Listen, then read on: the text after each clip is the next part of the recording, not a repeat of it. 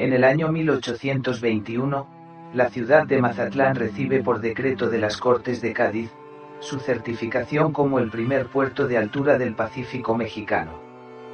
Hecho de relevancia, que le abre las puertas al comercio internacional. La anterior decisión, aunada al rápido crecimiento de los grandes consorcios mineros y comerciales, trae como consecuencia, que el tráfico naviero se intensificara. En esos tiempos, era bastante común que cada año llegaran al puerto, más de 60 navíos provenientes de Europa, y del lejano Oriente, cargados con diferentes tipos de mercancía. Barcos que después de varios días, de estancia y avituallamiento, partían hacia sus puertos de origen, cargados de barras de oro y plata, de las ricas minas de la región. No obstante que en esa época, el puerto de Mazatlán, cada día que pasaba, tenía más tráfico portuario, y aunque parezca increíble, durante un periodo de 7 años, no existió ninguna señalización, que permitiera a los marinos el ubicarse, y realizar acercamientos al puerto con la debida exactitud, sin que ello significara poner en peligro a sus embarcaciones. Es en el año de 1828, cuando la isla del Crestón, se empieza a utilizar para señalamiento marítimo.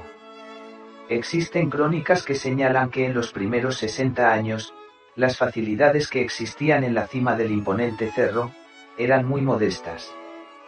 Tan solo un templete de mampostería, sobre el que se encendían antorchas y hogueras, alimentadas de madera y carbón, que producían una tenue luz, que solo podía distinguirse a muy poca distancia.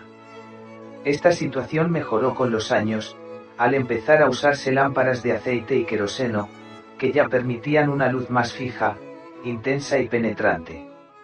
Al pasar de los años, se le construye una pequeña torre, en la que se instala una lámpara de manufactura inglesa, alimentada de gas y que producía una luz, a través de un lente especial del tipo Fresnel, que por sus características técnicas, permitían la generación de una luz más intensa, y por consiguiente, se facilitaba el dar un mejor servicio a la navegación, ya que al ser distinguible a bastante distancia, los acercamientos eran efectuados con mayor precisión. De acuerdo a las crónicas existentes, es en el año de 1892, siendo presidente del Ayuntamiento del puerto, el señor Bernardo Vázquez, cuando se empiezan las primeras construcciones del faro. Estas obras estuvieron a cargo de uno de los más reconocidos ingenieros de la ciudad, el señor José Natividad González, quien además fungía como el director de la Junta de Mejoras Materiales. Pero no es sino hasta el año de 1930, en tiempos del gobernador, general Macario Gagiola, cuando se empiezan a hacer las adaptaciones finales a la casa del faro, y se construye desde un punto conocido como Punta Pala, localizado en el Cerro del Vigía, la ampliación de la escollera del Cerro de la Azada, y su relleno artificial. Trabajos que permitieron que la isla del Crestón, dejara de ser un cuerpo de tierra separado del puerto de Mazatlán, y quedara configurada en la forma como la conocemos en la actualidad. Es a principios de los años 1920, que su sistema de iluminación, se cambia al empezar a usarse lámparas con filamentos eléctricos, que necesitaban para su operación, la electricidad. Hasta hace algunos años, era común escuchar la afirmación de que el faro, ubicado en la cima del Crestón, con sus 157 metros sobre el nivel del mar, era el segundo más alto del mundo, de los instalados en una formación natural. Ciertamente, nuestro faro no es destacable en función de la antigüedad de su instalación, ni por el estilo arquitectónico del edificio que lo alberga.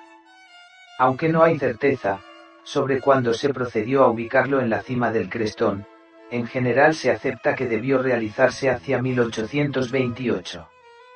A esa fecha, se llega porque en ese año, se cambió el embarcadero del área de Playa Norte, conocida por eso también como Puerto Viejo, hacia la Playa Sur. En las crónicas antiguas, no se menciona la existencia de faro alguno, mientras el alige se realizaba en la bahía de San Félix.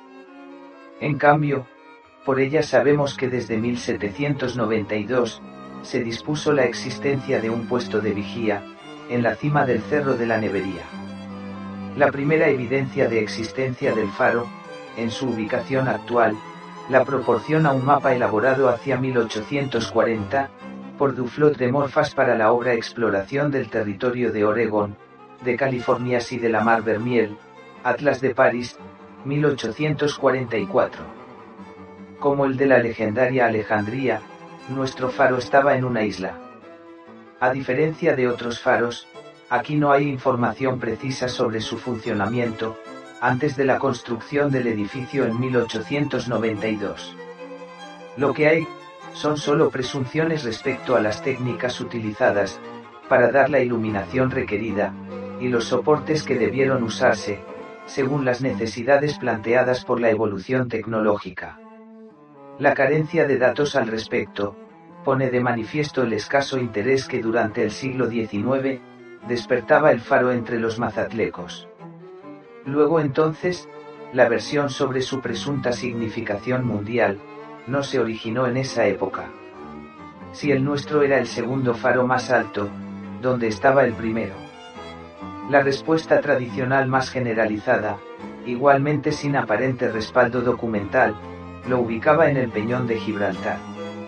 Hoy en el sitio oficial del municipio de Mazatlán, en la red de Internet, se afirma después de muchas discusiones e indagaciones al respecto, que con sus 157 metros de altura, el faro sobre el Crestón, se sitúa como el primer faro natural más alto del mundo en operación, al desplazar por ya no estar en uso, al faro ubicado en el Peñón de Gibraltar.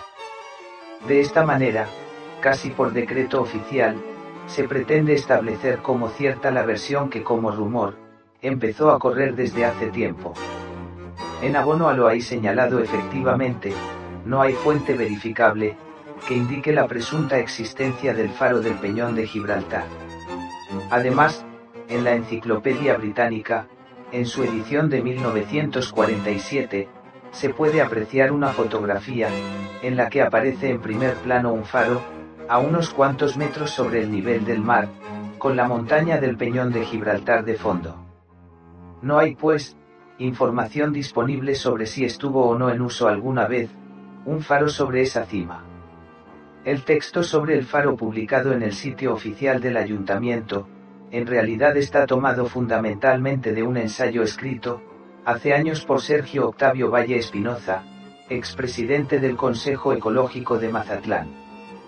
Valle Espinoza, realizó ese trabajo con el objetivo de sustentar su propuesta, para declarar monumento natural al Crestón, no tanto para dilucidar la ubicación del faro, entre los más altos del mundo.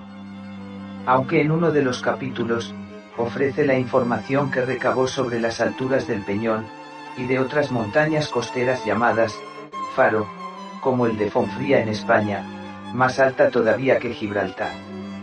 Sin embargo, no pudo corroborar que en esas elevaciones, hubiera instrumentos de iluminación marítima. Por si las dudas, tras un recuento de las dimensiones de los faros americanos, Valle Espinoza solo concluye, que el del Crestón es el más alto en América, con sus 152 metros de altura.